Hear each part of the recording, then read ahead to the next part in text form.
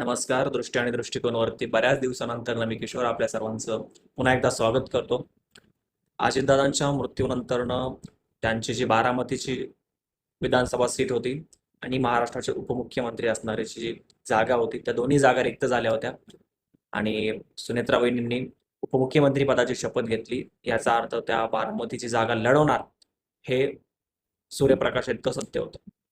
परंतु बारामतीची ही जागा बिनविरोध व्हावी यासाठी सुनेत्रा वहिनींनी त्यांच्या पक्षातील सर्व नेत्यांनी इतकंच नाही तर राष्ट्रवादी काँग्रेस, शरदचंद्र पवार या पक्षाने सुद्धा खूप सारे प्रयत्न केले.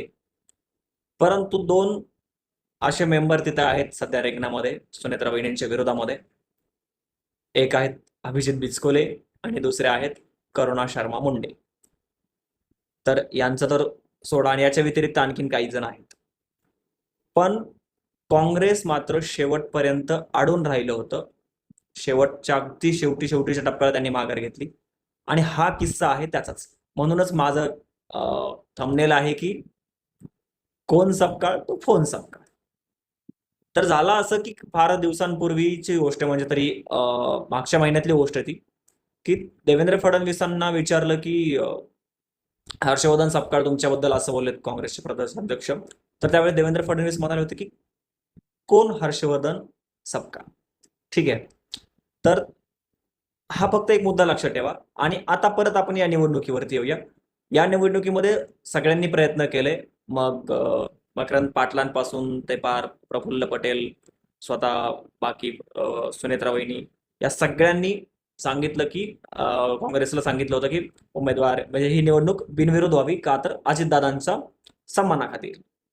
सर्वात पहिल्यांदा तर उद्धव ठाकरेंनी घोषणा केली की आम्ही तिथं उमेदवार देणार नाही आहोत आणि युती धर्म असल्यामुळे एकनाथ शिंदे आणि देवेंद्र फडणवीस यांचा तर काही विषयच नव्हता.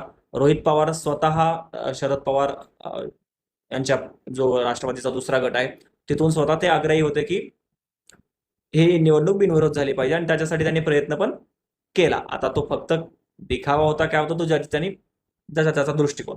ठीक आहे, पण त्यांनी प्रयत्न केला. हा, आता प्रयत्न केला पण फॉर्म भरता वेळेस ना शरद पवार होते ना रोहित पवार होते तिथे फॉर्म भरताना, पण त्यांनी त्यांच्या पद्धतीने प्रयत्न केला. ठीक आहे. एवढं करून सुद्धा काँग्रेस माघार घ्यायला तयार नव्हतं. त्यांचा उमेदवार फिक्स होता आणि ते काय माघार घ्यायला तयार नव्हते. मग असं सांगतात की सुरुवात अशी, ही कहाणी खूप फेमस आहे आणि असं चांगली चघळली जाते, चवीनं चघळली जाते, जे मला वाटलं की तुमच्याशी शेअर करावी.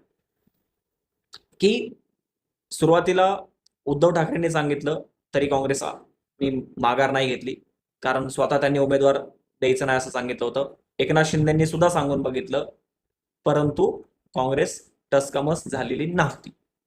पण स्वतः पवार साहेबांनी सांगून सुद्धा काँग्रेसनी काही माघार घेतलेली नव्हती. पण याच्यानंतरनं एका व्यक्तीचा फोन जातो आणि काही तासातच काँग्रेसनी माघार घेतल्याचे जाहीर केलं. तो फोन म्हणजे मुख्यमंत्री देवेंद्र फडणवीसांचा. आता इथं माझं सर्कल पूर्ण झालं. काही दिवसांपूर्वी कोण हर्षवर्धन सपकाळ असं म्हणणाऱ्या देवेंद्र फडणवीसांना शेवटी युती धर्म जपण्यासाठी फोन हर्षवर्धन सपकाळ असं करावं लागलं आहे, हे वस्तुस्थिती.